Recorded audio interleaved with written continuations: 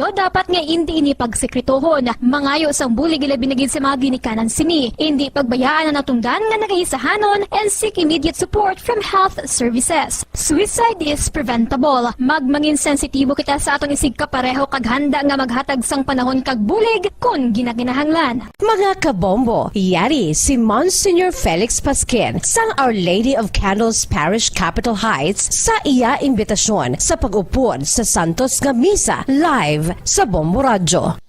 Sa aton mga kabombo, tungod sang pandemic COVID-19, ang aton nga mga tumuluo, labi na gid ang mga senior citizens kag ang mga kabataan nga alangon pa. Pangabay nga hindi mag-intra sa pagtinipon-tipon. Kag isa na dira amo ang pagkadto naton sa simbahan sa pagsimba. Apang kamo makasimba gihapon, makapasalamat ka makadayaw sa Dios, makapangamuyo pinaagi sa aton Santos nga Misa online sa Bombo Radyo Bacolod nga aton ginahiwat kada alas 6:30 sang aga. Ini sa liwat ang inyo alagad, Monsignor Felix P. Pasquin, nga padayon nga nagaagda sa inyo.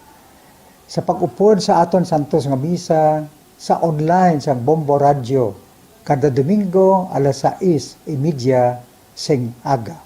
Madamo gid nga salamat. Ang pagbinuligay sa tiun sang pandemya, tuman ka-importante. Apang antes kita makabulig sa iban, unahon naton anay atipan ng aton tagsa kakaugalingon. You cannot take care of others if you do not take care of yourself. Base sa World Health Organization kung WHO, na sa tiun karon sang pandemic, madamo ang ginaigo sang stress. Pila sa masanag nga mga emotional symptoms nga maangon sa stress, ginakipansang pagbatsyag sang kahadlok, pagkasubo, kag kaakig. Sa bahin sang physical symptoms, nagabatsyag sang pagkasakit sang ulo, may kabudlayan sa pagtulog kapag kaon. Sa bahin sang behavioral symptoms, nagakadulaan na sang gana o kon motibasyon sa pagtrabaho. Nagataas ang pag-usa sang alcohol o kon drugs, kag wala na nagatambong sa mga ginapakigbahinan sa nga religious, spiritual practices. Magun sini, iyari ang pila ka mga panugyan sang WHO agod nga makalikaw kita sa stress. Lingawon ang kaugalingon, pinaagi sa paghimo sa mga aktibidad nga imo gina-enjoy kag ginakaluyagan, kaangay sang pagbasa, pagkulokanta, pagsaot, pagluto, gardening, kag iban pa. Mag-exercise physically every day, magtulog sang temprano or getting enough sleep, eat well, kag ang pinakaimportante sa tanan, magpangamuyo.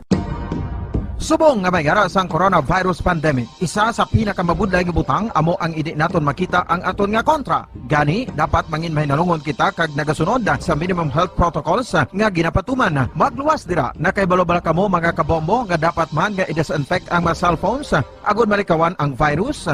Santo sa pagtuon, ang isa ka typical nga cellphone user ang nagtandog sang cellphone sang 2,617 ka beses kada adlaw. Apang kon extreme cellphone user ka naman, ginatandog mo ang imo gadget sa masobra sa 5,400 ka beses sa isa ka adlaw. Paano i-disinfect ang mga cellphones? Una, dapat i-shutdown ini anay kag kuhaon sa case anti-slimpyuhan. Sunod, bas-on ang tela sang tubig nga may lakot nga habon o kon rubbing alcohol. Pwede man magamit sang wet wipes nga may 70% isopropyl alcohol. Gamit ini, krapuhan ang screen, likod kag kilid sang cellphone. Siguraduhon nga wala sang moisture nga magasulod sa mga port. Syempre, limpyuhan man ang phone case antes ibalik diri ang cellphone.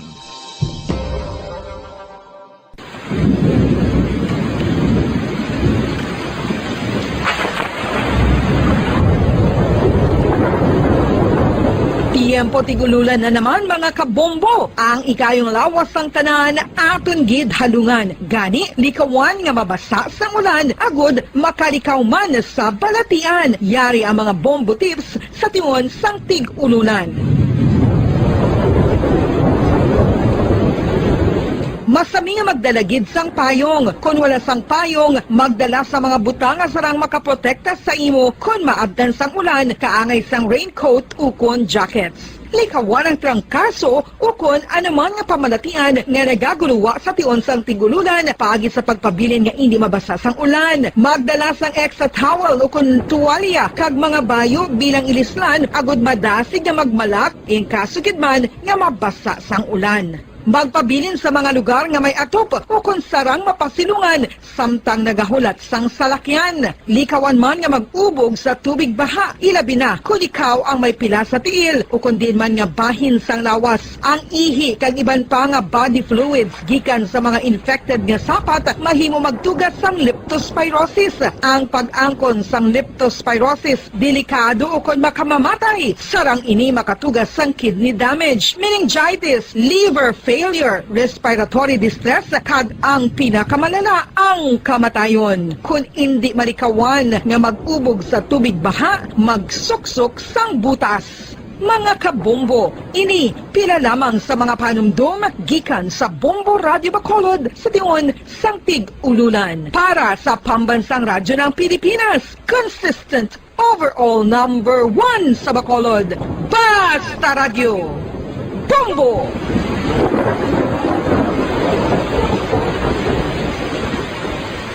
Ano ang RA 9003? Yari ang mga butang nga dapat mo mahibaluan angon sa Ecological Solid Waste Management Act of 2000. Ang Section 10 nagamando sa decentralization sang waste management o kung paghaboy sang basura. Sa iya implementing rules, ginamanduan ang mga barangay nga magtukod sang Barangay Solid Waste Management Committee. Ano ang mga katungdanan sang Barangay Solid Waste Management Committee? Pagbahin-bahin kag koleksyon sang madunoton, makompost kag ma-recycle nga basura, pagtukod sang materials recovery facility, pagsumiter sang bulanan nga report sa munisipyo, pag-organisar sang multipurpose environment cooperative ukon asosasyon. Pagbalay sang solid waste management program sang barangay, pagpain kag pagpangita sang pondo, pagpahamtang sang core coordinators. Ang Section 21 nagamando sang pagbahin-bahin sang basura sa ginhalinan sini kag sa pagpatuman sang no segregation, no collection policy. Ang Section 32 nagamando sa pagtukod sang materials recovery facility sa kada barangay ukon clusters sa mga barangay.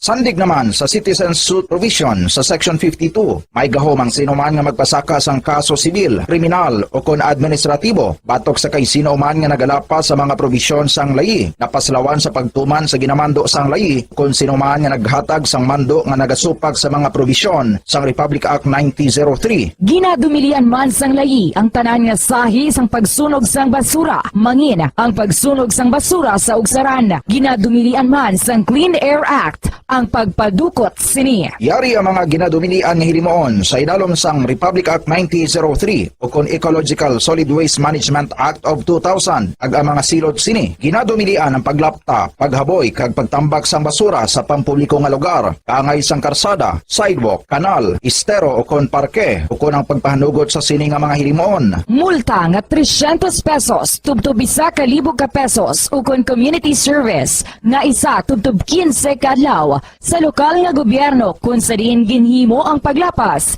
ukon pareho nga silot. Ginadumilian ang pagpatigayon o kon pagpadalagan, pagkolekta o kon pagbiyahe sa mga kagamitan na may paglapas sa operasyon nga pangpanilo o kon permit sandig sa RA 9003. Ginadumilian man ang pagsunog sang basura. Silot, multa nga 300 pesos tubtob 1,000 ka pesos ukon community service nga isa tubtob 15 kadlaw sa lokal nga gobyerno kung sa diin ginhimo ang paglapas ukon pareho.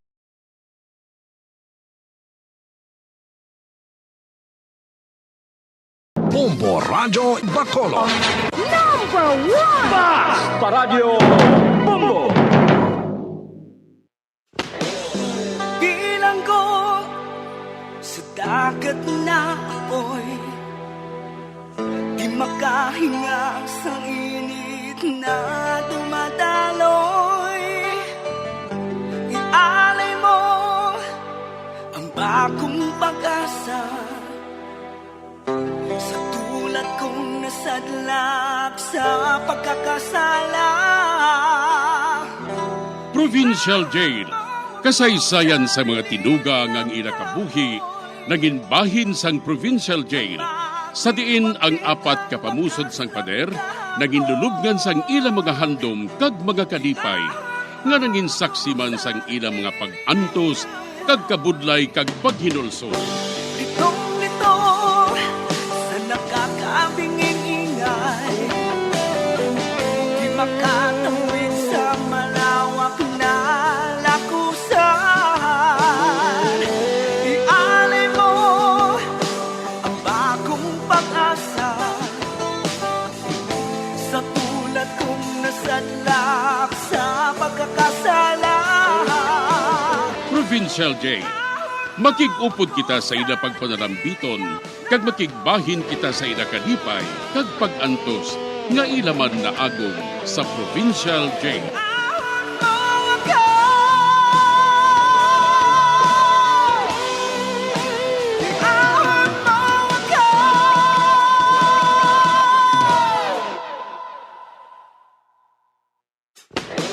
Bilang ko sa dagat na apoy, di makahinga sa init na dumadaloy. Ialay mo ang bagong pag-asa sa tulad kong nasadlak sa pagkakasala. Sa liwat may ngadlaw sa inyong mga palangga namong nga tagparamati, sa karon nga adlaw padayunon naton ang kasugpon sang sulat nga ginatagan naton sang kabuhi diri sa aton panatuntunan, Provincial Jail. Iahon mo ako sa nagliliyap na apoy, na aking matikman ang tamis ng sandali. Bahin sa nagligad, ginsugiran ni Chita si Oje nga naglakat sa Saudi si Maylin. Likom nga nalipay si Oje. Tungod makapangayo naman ini siya sang kwarta sa iya asawa. Diri sini nga bahin mapadayo ng akon pagsaysay diri sa Provincial Jail.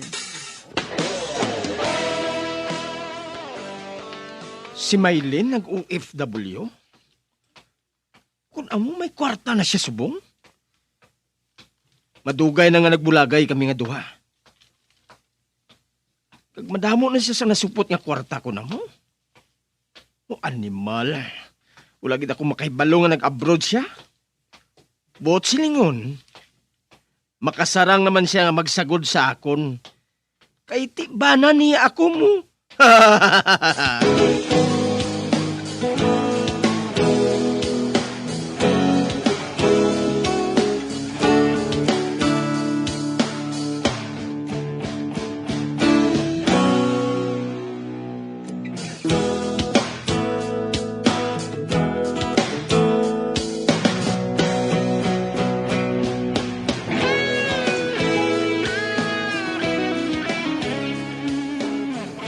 Ay, abaw!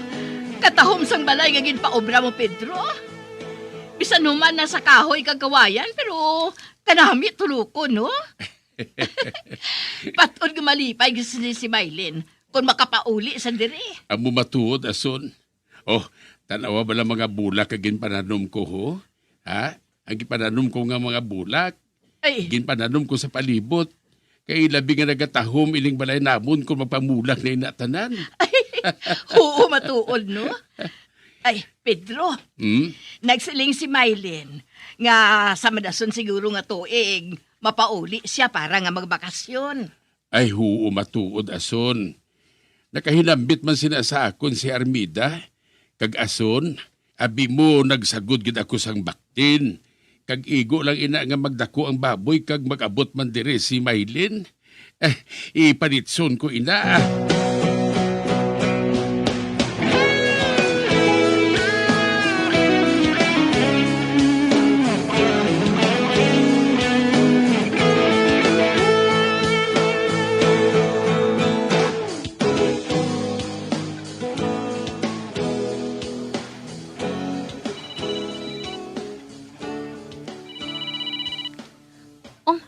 Ba?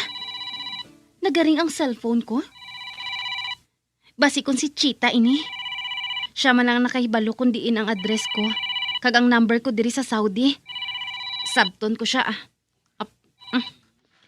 Hello? Hello, Maylin?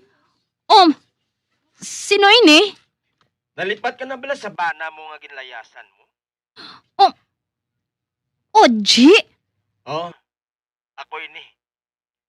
Nakibot ka, no? Anong kinahanglan mo? Nga nakahibalo ka kung diin mo ako tawgan? Ha? Hindi na kinanglan nga makaibalo ka. Wala ka makaibalo nga ako ang bana mo nga ginlayasan mo. Nasang magpauli ako, wala ka na. Ginpayawan mo ako sa pagpangita sa imo. O nga ah. Wala ka pa bala maayawis ang sagad kastigo sa akon? Natural lang ina nga kastiguhon sang bana ang asawa kung dungol ini. Ano? Oo. Naayawan ako sa pagpangita sa imo. Nakalambot na gani ako sa inyo lugar sa pagpangita sa imo eh. Uy, anong buot mo silingon? Nakita ko ganing balay nga ginpatindog mo dito eh. Nakalabot ka sa amon lugar? Oo. Nakita ko ganing amay mo eh. Apang wala na akong magpakilala sa iya. Kay gusto ko ikaw ang mahambal ko. Oji! Palihog lang ha. Hindi pagpahilabti ang akon amay. Wala ko siya gani ginhilabtan. Wala na gani ako magpakilala sa iya eh. Ginpagkamayo ko na lang, hambalon kanay. Anong kinahanglan mo? Bana mo ako. Gani bangod niya bana mo ako. May rason man ako nga magtunga sang imo sweldo. Ano? Huy! Wala ka mahuya. Makabatas ka pa sa paghambal sina sa akon? Pagkatapos sa ginhimo mo nga pagmaltrato sa akon? Ginhimo mo ako nga battered wife? Wala ko'y na malimti, Oji. Kag hindi ko ikaw paghatagan sang kinitaan ko. Bana mo ako. Kag suno sa kasuguan, may rason ako nga hatagan mo sang tanan nga kinitaan mo. Tanawon naton eh. Mapilitan ka man gihapon sa paghatag sang kinitaan mo. Kinahanglan nga partihan mo ako sina. Kay kung hindi, ibaligya akong aton balay sa uma. Ano? Ano nga aton balay? Ano nga ibaligya? Huy, Oji! Ang balay nga ato, iya ato ni tatay. Apang ikaw ang nagastos ato. Man asawa ko ikaw. Kag kung ano ang imo, amo man ang akon. Man ang mag-asawa, wala sang makapabulag, magluwas sa kamatayon. Hindi pagbuhatay na, Oji, ha? Wala ko sang kwarta. Madugay na nga remedyo general ang pangita ko, para lang nga mabuhi. Gani subong, mawion ko ina. Kung hindi ka magpadala sang kwarta sa akon, ibaligya ako ang aton balay. Ano? Imo balay? Hoy! Wala ka mahuya? Oji, bisan 5, wala ka naghatag para makayo ang balay nga ina. Okay. Kung namoy ng gusto mo, hindi ako magpamilit. Apang kinahanglan nga hatagan mo ako sang kwarta, para nga hindi ako magutman dire. Mag-ubra ka eh! May duha ka pa man siguro kakamot? Nakaibalo ka na gid nga wala ko yung maanad sa trabaho nga manual. Amuin na nga kinahanglan, hatagan mo ako sang kwarta. Bisan ibakal ko lang sang pagkaon, para nga hindi ako magutman. Okay! Padalaan ko ikaw sang kwarta. Apang hindi ako maluyag, nga gamuhon mo pang akon amay dito. Ini ako maluyag nga hatagan mo siyang sang libog. Okay. Basta nga nagatuman ka sang gusto ko nga matabo, hindi ko inapagbuhaton. O di ano? Saan ko mabaton ang kwarta mo? Sa badason nga adlaw ah. Mabaton mo ng kwarta mo. Inaiya. Kundi wala kita sang awayan, maghangpanay kita nga duha. Kung magbalik ka dire, mahimo kita liwat sang baby. Ha? Hindi na pagpangita ang aton bata nga nahulog na. Babayi na. Mahimo na lang kita sang bago nga baby naton. Hindi na gid ina matabo, Oji. Tungod hindi na ako maluyag nga magbalik pa sa imo. Tanawon naton. Tanawon naton, Maylin. Bye.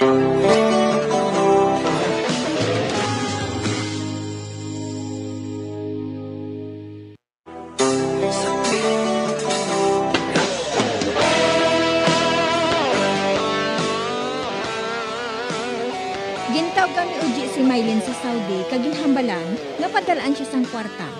Kay kung hindi siya paghatagan ni Maylin, ibaligya niya ang balay nila ni Maylin sa uma. Tagsuno sa iya, may labot pa siya dire tungod mag-asawa pa sila ni Maylin. Kag si Maylin ang nagasto sadto. Sa pagpadayon ko pagid. Nag-isog ang buot sang gaga. Kay man madamo na si sang kwarta mo. Pero tanaw naton. Apang sugod subong. Masunod naman ang akong bisyo.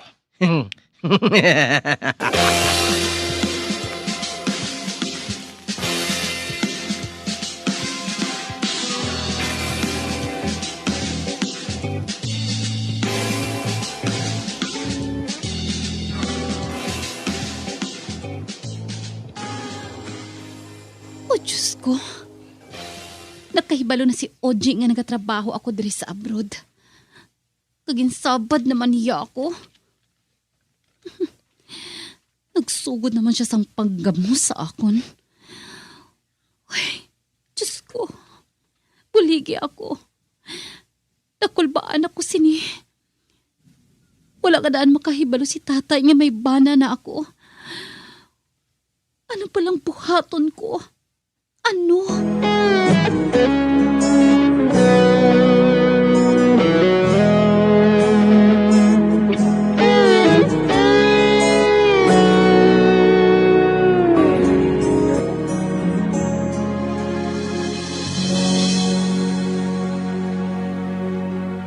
Choy Pedro, may adlaw na si mo. Uy, ikaw gali, Paul? Ako matuod, Choy. Obaw ah. Kanami naglisang balay nga ginapaobra mo, Choy? Ay, huo matuod. Malipay gid sini si Maylin kung makaabot na siya. Ay, o gali, Choy. Mm. May ihatag ako sa imo. Aryo?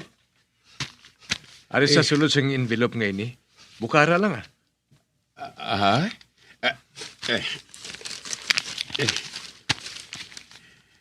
Be, titulo man ini sang duta. Kag akon man ini titulo nga ginbaligya ko kay Usting. Oh, Choy. Amoy ning imo titulo sang duta mo. Ginbakal ko inaliwat kay Choy Usting. Hindi ako makahangop. Nga ginhatag mo ini sa akon, Paul. Ang matuod, ginbaligya man niya ini sa akon. Gani ginbakal ko.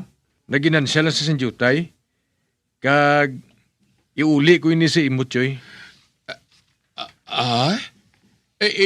Kag ang ibalik mo ini sa akon. Imo ini tungod ginbakal mo ini kay Usting, hindi ba na? Amo matuod, Choy. Pero ibalik ko ini sa imo, ah. Sa pilakadlaw, kung may kwarta ka na, pwede mo man ina nga bayaran sa akon. Wala ko isang ibakal sina sa imo liwat, Paul. Wala na gani ako sa mga kanding. Sa nasiling ko na, Choy, kung makakulo kwarta ka na amo galing ang pagbayad mo sa akon. Ang buhaton mo, magbakal kaliwat sa mga kanding, kag padumuon mo naman. Mayo kay mo yung magsagot sa mga sapat mo. Kag nagapati ako, Choy. Sa pilakadlaw, magadamo pagid ang mga kanding mo. Kag puhulamon ko pagid ikaw sang kwarta para dira. Be, pahulamon mo ako sang kwarta? Nga ahaw. Madamo ka na gid bala sang kwarta, Paul? Hindi gid man, Choy, ah. Medyo ginswerte lang ako sa akong obra dito sa syudad.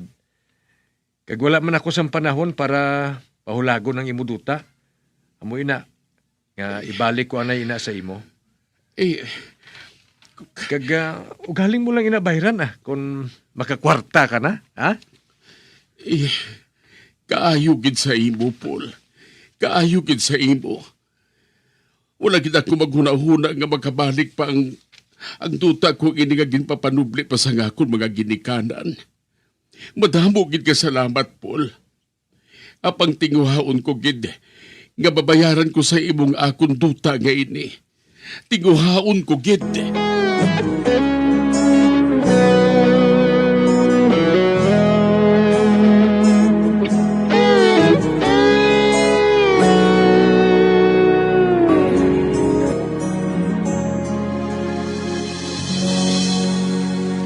Napulo kalibo ang ginpadala sa ako ni Maylin. Kung magsigi-sigi ini, hindi na ako sini magproblema. Ang dumdum ko kung wala na gid sang pulos ang babae nga to. Pero may ara pagali. Apang hindi lang ini kay amo ning hatag niya sa akon. Hinanglan nga hatagan niya ako sang katunga sang iya sweldo dito. Hatagan niya ako sa luyag niya kag sa indi.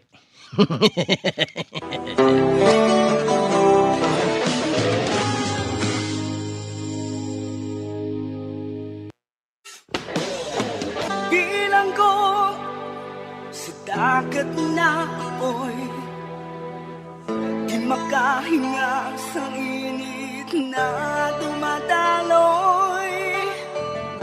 Ialay mo ang bagong pag-asa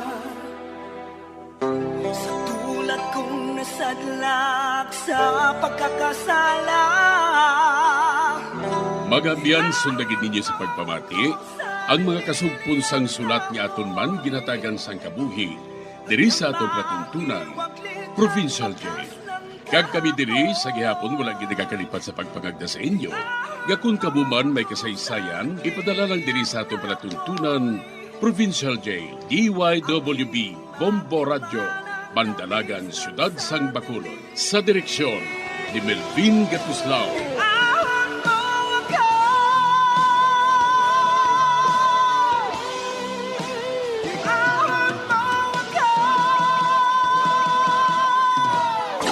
Bombo Radio Philippines. Patuloy na #1 sa drama. Basta Radio! Bombo!